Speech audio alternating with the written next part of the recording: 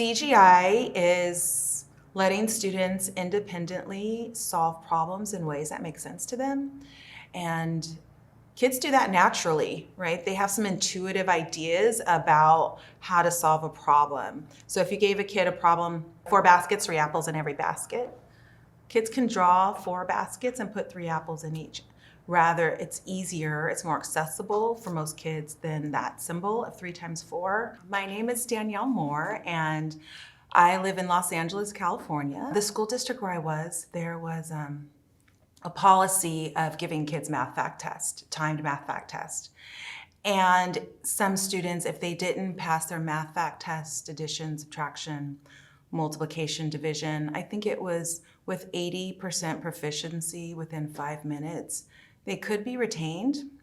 So there was a lot of kids who repeated grades because they didn't finish their math fact test quick enough. When I learned about CGI, I thought, wow, this could be a way to make a difference for those kids.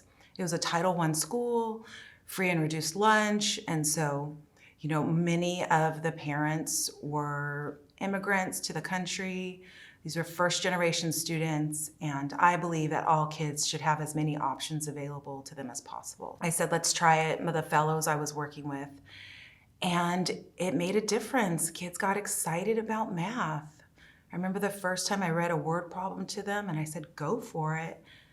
And it was a 3rd grade class, and they all looked at me and they said, well, aren't you gonna tell us how to solve it? And I said, no, I don't care how you solve it, just solve it. And there was this buzz that went through the room. The kids were like giving each other side eyes, and like there was a cheer that went up. And a lot of them solved it, some of them didn't, but there was joy. There's a lot of joy. I remember a math fact test came up, and there was a student, his name was Keith, and there was a test and there were some word problems on it, and he did okay with that. And then on the back, there was some math facts for multiplication. And he looks at me and he says, I don't know this fact. I don't know what to do. And I thought, it's a test, I can't tell him. And so I said, do you have a strategy you could use? He said, I have a strategy. I have a strategy. And he went to work. And that was a moment where even I believed for years, you either know it or you don't. And if you haven't memorized this fact, you have no way of solving this problem. And the work we were doing with CGI taught myself, and Keith that it's okay if you don't know it. You can pull for some strategies to figure it out. So that was a very empowering moment for him and myself and my fellow. And there's just been hundreds of moments like that ever since I started. And I love what I do.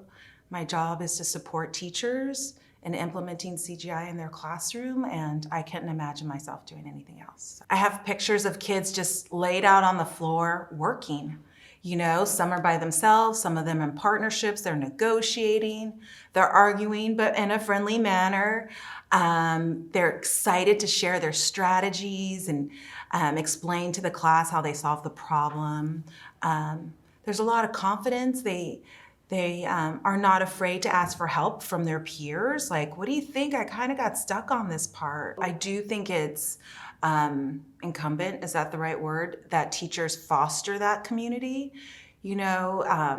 So as teachers are taking it on, they're learning a lot of different things. I think it's more of a learning curve for teachers than it is for students. And how do we respond when somebody makes a mistake, right? How do we frame that in a positive way? Often saying, it's okay, let's revise it. What do you think? What might you do differently? Making sure that kids know what are kind words to use when they're working with others or if they disagree. I was supporting a school that's in South Los Angeles, and when you talk about difficult circumstances, this would probably be the school that would be the epitome of that. And one of the teachers from the school, she's here with me today. She recorded a lot of the teachers at the end of the year and a lot of the kids. And in one classroom, the first grader said, you know, what did you learn about this year? What did you love? And every single kid referenced math, but their point was, thank you so much for letting me take my time and figure out how to do this. You know, thank you for letting me solve problems in different ways. You know, I mean, kids literally throw up their hands and cheer when it's time for math, you know, or when it's like, okay, we have to stop now. Sometimes they complain because they want to keep going.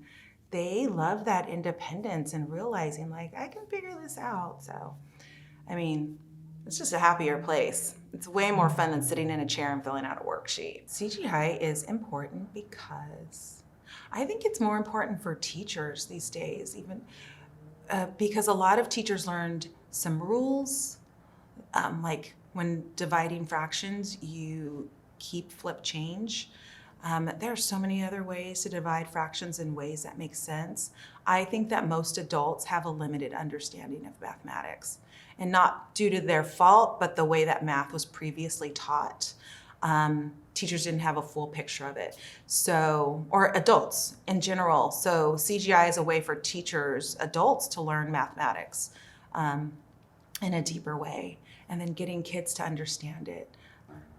If we want to move kids forward, I think in order to keep students in the United States competitive, they've got to have a deep, thorough understanding of mathematics and not just memorization alone. That's my CGI story, and I'm just so grateful to be here today.